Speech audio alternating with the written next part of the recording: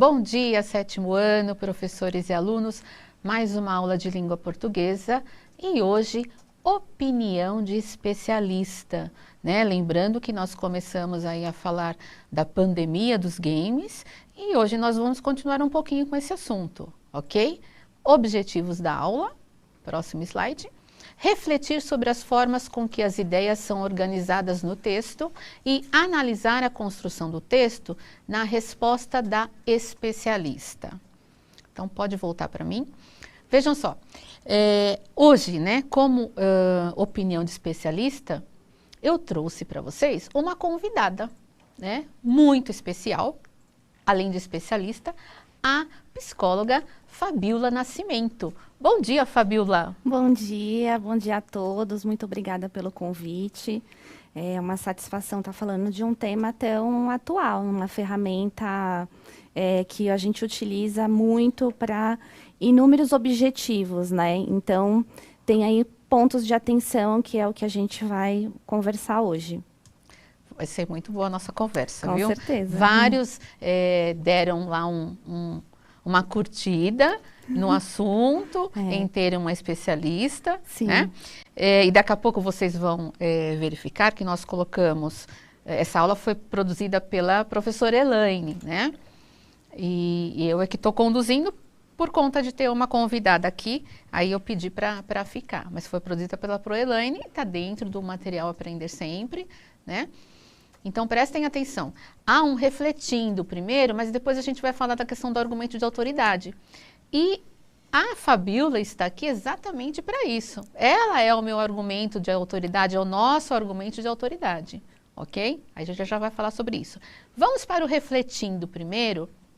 Vou dar 2 minutinhos para vocês.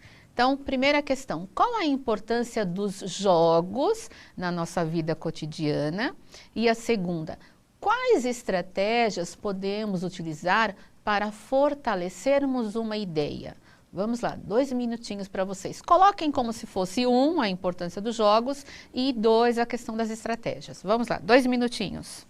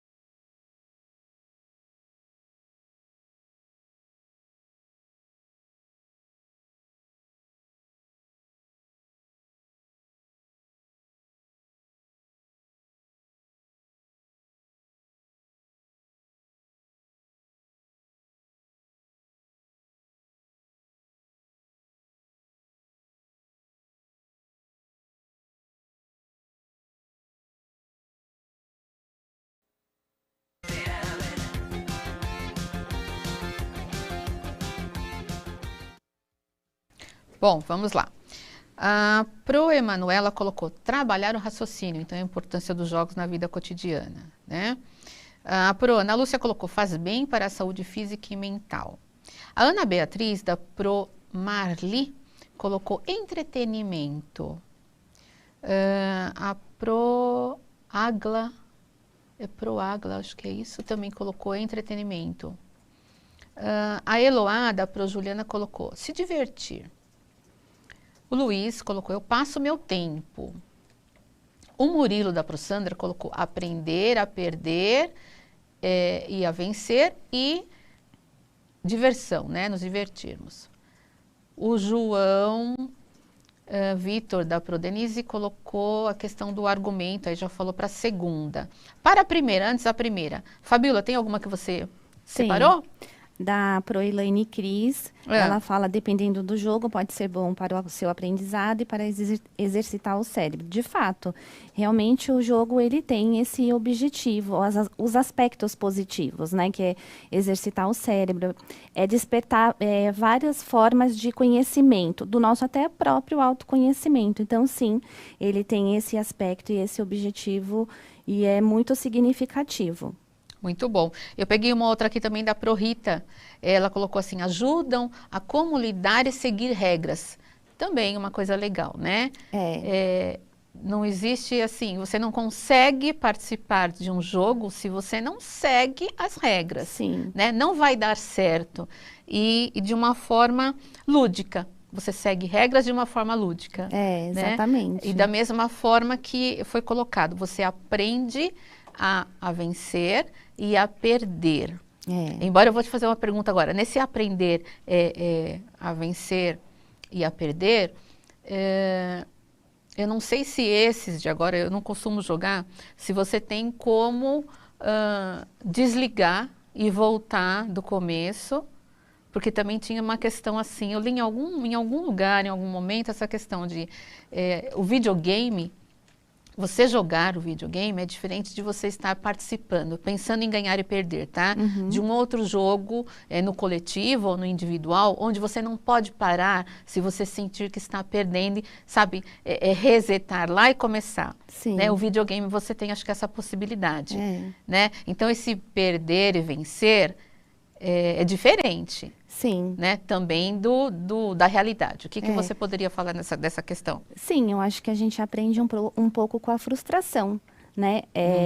O fato de não estar ganhando gera em mim um sentimento de ansiedade. Poxa, eu não estou ganhando, o que eu faço com isso? Eu vou pensar em estratégias para que eu comece, então, a ganhar, né? Ou não necessariamente ganhar, mas ter elementos para compreender qual é a sacada do jogo. Então, eu vou elaborar isso.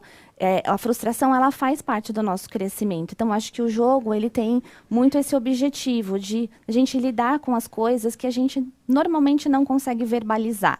Então, através do jogo, pode ser uma comunicação.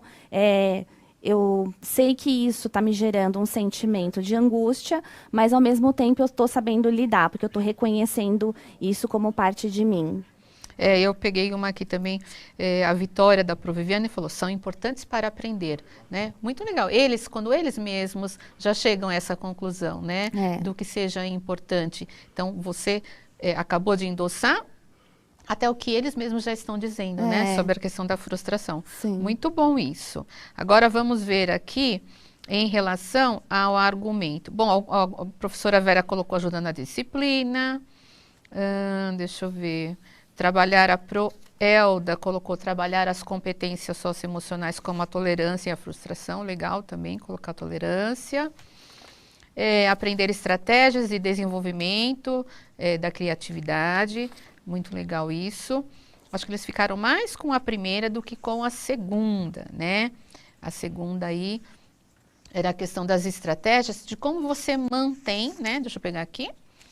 Para fortalecer uma ideia, né? Então, você precisa, para fortalecer uma ideia, você precisa apresentar argumentos, que é o que vai sustentar aí sua opinião. Então, tudo que nós falamos aqui agora, principalmente a Fabíola, ela tem argumentos para sustentar o que está dizendo, né? Eu posso falar, como eu disse, eu li em algum lugar e tal, mas, não que eu não tenha argumentos, mas o meu argumento não é de autoridade, porque o espaço, né, a função social que eu ocupo é a de professora. A função social que a Fabíola ocupa é a de especialista, é a de psicóloga. Então, quando eu falo baseada em leituras, de quaisquer textos e leitura de mundo, leitura de situações.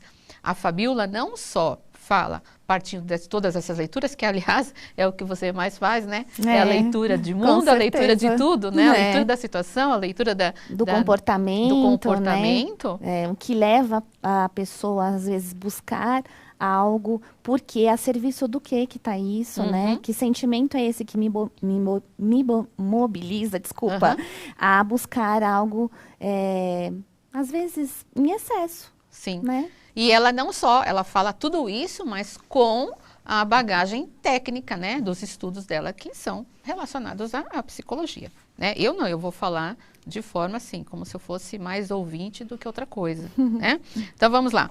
Argumentação, ideias em sua leitura, tá? A Dilma colocou. Então vamos lá. Próximo slide. O conceituando, que é o argumento de autoridade, então.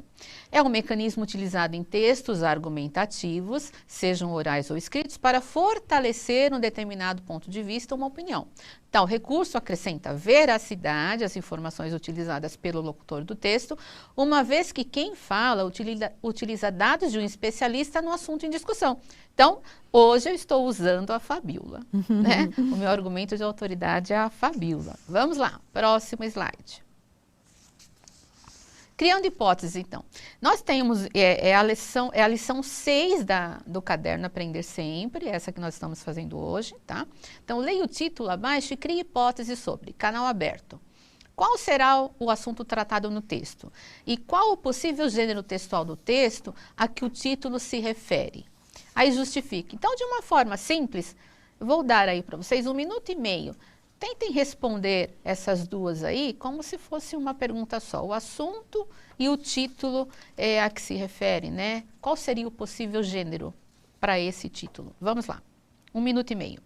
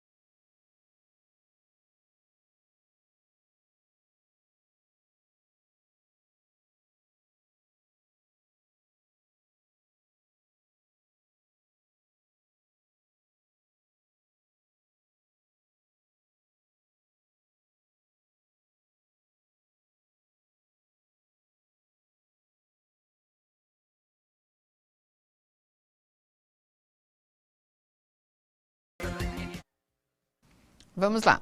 Alguém perguntou a página do Aprender Sempre. Páginas 22 e 23, ok? O Gabriel, da Pronádia, colocou sobre redes televisivas de canais. E letra B, reportagem. A Vitória colocou ela colocou não sei, na B ela colocou reportagem. A Kathleen, da ProSueli, colocou canais de televisão. O Samuel, da Profabiana, colocou um canal aberto para todos, talvez. Então, vamos lá. Na verdade, o que a gente tem aí, né? É uma seção de leitores, então, esse canal aberto é onde o leitor pode fazer uma pergunta para o veículo, então, que aqui é o Jornal Joca. Então, vamos lá, nas entrelinhas do texto, ó. Leia o texto a seguir, retirado do Jornal Joca, da seção em que os leitores podem fazer perguntas, né? Então, uma coluna aí do leitor. Canal aberto. Pergunta. Minha mãe fica o tempo todo reclamando que eu não saio do videogame, mas eu digo para ela que não tenho vontade de fazer outras coisas. Podem me ajudar? Então, Victor, 10 anos. E a resposta, então, Oi, Victor. Jogar videogame é uma atividade prazerosa mesmo, mas ela pode se tornar meio viciante. Quando só ele dá prazer, é importante ficar atento, porque passou do ponto. Qualquer atividade que passa a ser a única fonte de satisfação será um problema. Então vamos lá. Agora chegamos à questão, né, Fabíola? Aqui tem 2 pontos, né? A questão do viciante, né? Quando esse excesso está muito presente. Então, o que está apontando, sinalizando, ponto de atenção nisso? Por que será que eu, sem perceber, estou permitindo que isso comprometa as minhas atividades de vida diária? Eu não consigo reconhecer outras coisas também que podem ser prazerosas na minha vida, né? Então, eu acho que esse é o ponto de atenção. O que a gente pensa a respeito do uso excessivo? Tudo que é excesso, né, é uma frase que a gente escuta muito, esconde uma falta. O excesso, ele pode ser uma questão, um sintoma. Pode ser que tenha algo por trás disso. Então, é interessante os pais estarem atentos quando eles percebem que os filhos estão usando demais esse recurso, essa ferramenta. Então, pode estar a serviço de alguma outra coisa que não está sendo comunicada. Então, é importante que os pais estabeleçam horários, estratégias combinados, porque eu acho que o combinado é sempre uma coisa que traz um ganho muito grande para a pessoa que joga, para o aluno. Porque assim, a gente está falando do aluno, mas a gente também pode pensar no adulto, no adolescente e tudo mais. Então, quais são os combinados? Olha, depois que você terminar, então, a sua lição de casa, você pode ficar 2 horas jogando, combinado? Então, quer dizer, você não deixou de fazer algo que está no seu cotidiano e jogou. Então, você está tendo o limite para isso. Aí, aos poucos, você vai incorporando isso na sua rotina. Não, o excesso deixa de acontecer e começa a entrar dentro de um fluxo normal. Aí passa, de fato, a ser um entretenimento, como eles colocaram aqui. Exatamente. Né? Então, quando você falou que há alguma coisa por trás disso, né? Sim. Que você falou que isso seria um sintoma, eu poderia dizer assim, eu estou falando legalmente, que isso seria uma fuga? É um mecanismo de defesa que a gente usa, né? Todos nós temos os nossos mecanismos à disposição. Basta saber como a gente usar, como reconhecer que isso está sendo, de fato, um mecanismo de fuga para alguma outra coisa. Por isso que é importante a gente ter um ponto de atenção aí com os pais, a família, nesse processo. Nós estamos falando para vocês, né, 7º ano, mas essa semana mesmo, vindo para cá, eu ouvi, eu estava ouvindo o rádio e um ouvinte ligou para a rádio e fez perguntou para a psicóloga, né, como ela poderia ajudá-lo, porque ele, adulto, Fabíola, ele tem deixado de trabalhar para jogar. Então, o que nós estamos falando com vocês não significa que nós estamos dizendo que só aconteça isso com os adolescentes, com os jovens. Não, os adultos também têm passado por isso. Sim, né? Realmente, porque a gente está num momento assim muito delicado. O que está fácil para a distração acaba sendo um jogo, as redes sociais, mas a gente tem que estar atento para que isso não comprometa as nossas atividades, os nossos compromissos, porque isso traz um prejuízo muito grande. Então, aquilo que a gente falou no começo, tem os aspectos positivos, mas eles podem deixar de existir no momento em que eu excedo isso na minha rotina. E aí, quando a gente fala de exceder, de excesso, né, Fabíola? Eu também vou falar legalmente, você complementa. Nós estamos falando de qualquer situação, de qualquer prática em excesso. Sim. Né? Não somente jogar um videogame. Né? Qualquer prática em excesso vai te causar um problema, né? Sim. Você vai ter um saldo negativo também nisso. Né? A gente tem que pensar na nossa responsabilidade sobre as nossas escolhas. Né? O que a gente está escolhendo para a nossa vida quando a gente ultrapassa algumas tarefas. Então, por exemplo, jogar ou de repente comer. Então, tudo tem a causa, né?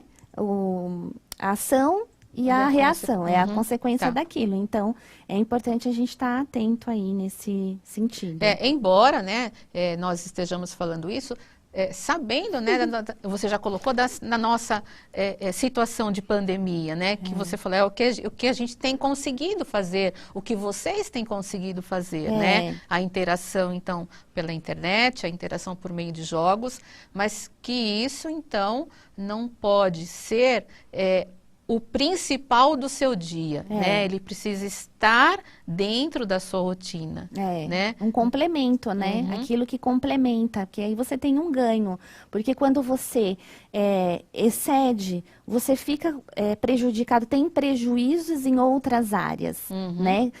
A gente não está falando só na área de habilidades de vida diária, mas a gente está falando de emocional, intelectual, comportamental, né? Então tem bastante coisa envolvida. Você vê em apenas uma.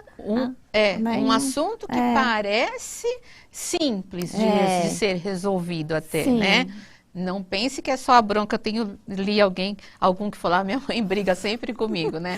Então, ouçam. Estou falando agora enquanto mãe. Pois se a mãe está brigando é porque tem alguma coisa em excesso aí. É, né? Verdade. E nós, eu estou falando como mãe agora, nós é que precisamos ficar de olho e colocar limites nisso. Então, vocês vão brigar conosco? Vão, mas não tem problema. Sim. Lá na frente vocês vão entender o motivo pelo qual nós brigamos e nós colocamos aí limites, né, Fabiola? A Pro Maria Lúcia colocou aqui, se o jogo for a profissão da pessoa.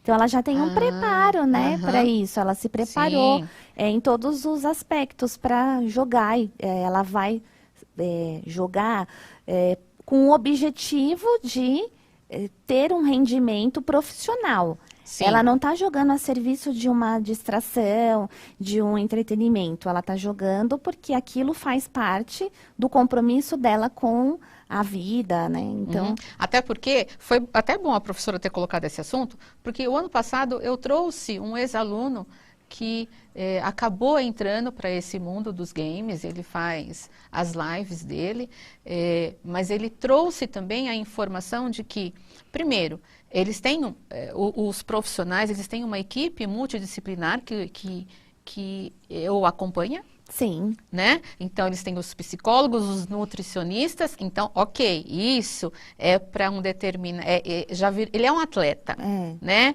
Ele é profissional. Então, ele já sabe... aquilo é o dia dele. Sim. É diferente de você usar, então, como você falou, o jogo por um simples entretenimento. O que era entretenimento passou a ser o principal da sua vida, que você deixa de comer, você deixa de conversar com as pessoas, você deixa de fazer a sua higiene, aí ficou complicado. É verdade.